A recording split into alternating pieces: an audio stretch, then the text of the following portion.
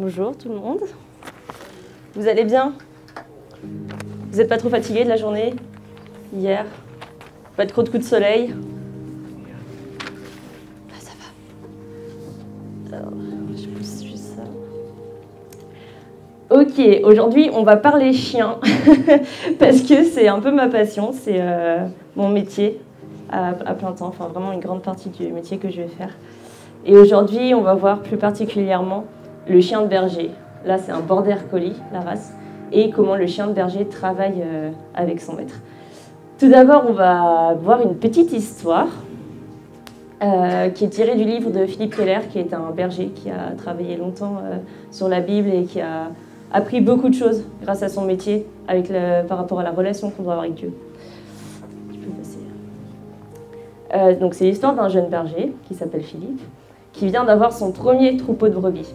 Et du coup, il a besoin d'un chien vraiment pour l'aider, parce que tout seul, c'est ingérable, les brebis sont ingérables. Ce berger trouve une annonce, une vieille dame qui veut se débarrasser à tout prix de son chien. Il se rend chez cette dame et il la trouve complètement désespérée. Le chien est ingérable, qui est une chienne en fait. La chienne est ingérable et elle est enchaînée à l'arrière du jardin. Elle est toute seule et elle paraît complètement enragée.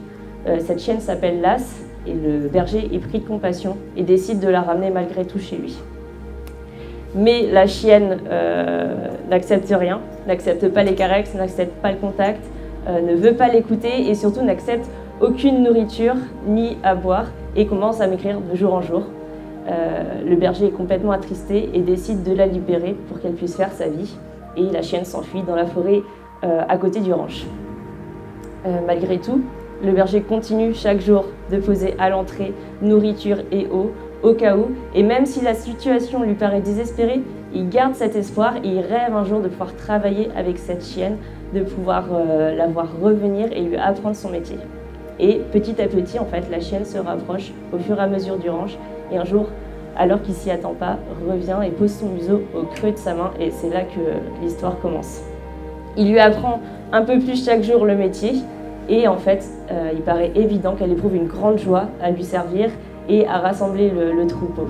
Elle fait en fait ce pourquoi elle est née et tout son corps et son esprit semblent concentrés, voire prévus en fait pour ce métier. Elle apprend à écouter, à reconnaître la voix du berger et à lui faire confiance.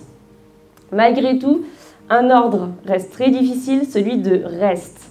Reste, quand on dit reste à un chien, c'est pas bouger en fait. C'est vraiment tu restes à côté ou tu restes là où je t'ai mis. Et pour elle, pour cette chienne, c'était vraiment très dur. Pas parce qu'elle avait un mauvais comportement, parce qu'elle adorait travailler, elle adorait bouger, elle adorait être dans l'action. Mais parfois, quand le troupeau était calme, c'était pas la peine de courir partout. Et le berger avait besoin d'elle à côté. Là où il était, il avait besoin d'elle et de pouvoir lui faire confiance. Malgré tout ce qui pouvait traverser devant son museau, la chienne devait le poursuivre. Et ça devenait inutile pour le berger, elle n'était plus utile pour lui. Il était alors obligé de la reprendre, de la corriger, et ça les rendait tristes tous les deux. Mais après ça, il s'agenouillait, il lui caressait doucement la tête et lui murmurait « C'est oublié ma fille ». Avec cette petite histoire, on va pouvoir voir différentes leçons qu'en fait, on pourra appliquer à notre vie, comment travailler avec Jésus. Comme Lass, avant de rencontrer notre maître, avant de rencontrer Jésus, on pouvait être entre de mauvaises mains. On était souvent entre deux mauvaises mains auprès d'un mauvais maître. Ces mains, dans ces cas-là, elles nous abîment, elles ne comprennent pas comment est-ce qu'on fonctionne, elles ne comprennent pas pourquoi on est né. Ces mains nous retiennent accrochés et on perd peu à peu l'espoir. Du fait de ne pas pouvoir trouver un sens à notre vie, on est abattu, on peut devenir agressif envers tout le monde. Mais une fois que Jésus arrive, il nous rassure, il nous dit que ça va aller, il nous dit qu'il nous comprend. Et en fait, encore une fois, souvent on a du mal à le croire. Et on va préférer fuir. Et Jésus va nous laisser libres de fuir.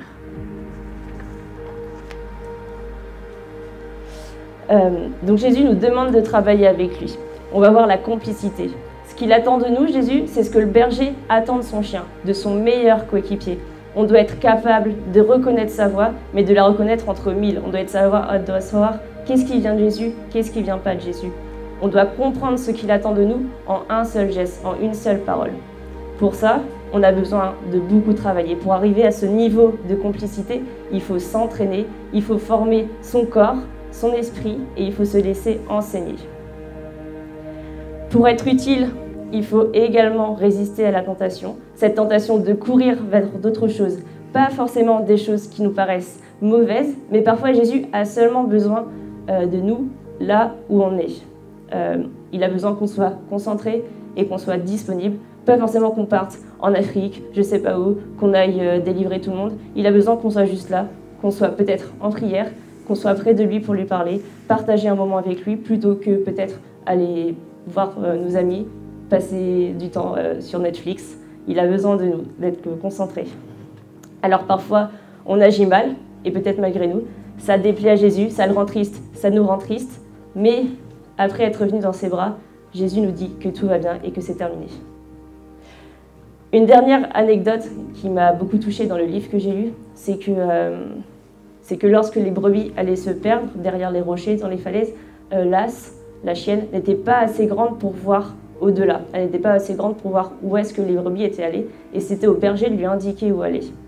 Et alors, la chienne y allait, elle allait chercher, si c'était une seule brebis, elle la ramenait, mais elle revenait souvent abîmée d'avoir dû se faufiler entre les rochers, entre les ronces, même pour une seule brebis. Elle revenait le poil déchiré et peut-être le museau en sang.